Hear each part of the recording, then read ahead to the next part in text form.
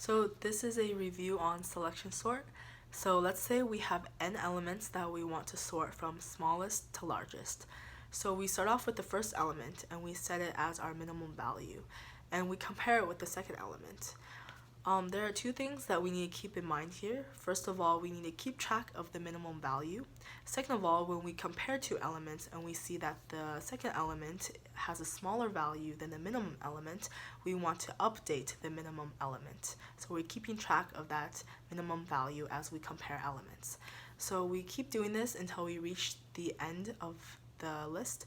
And so at this point, we want to swap the minimum element with the first element. And now we have one element sorted. So the total number of comparisons that happen here is n minus 1. And so we want to do the same thing with the second element, and the second element gets n minus 2 comparisons. And so we continue this until we reach the end of the list and everything is sorted. So now we want to find the complexity of selection sort. So to find the complexity, we want to add up all of the comparisons that we made. So we have n minus 1 plus n minus 2 plus all the way until 1.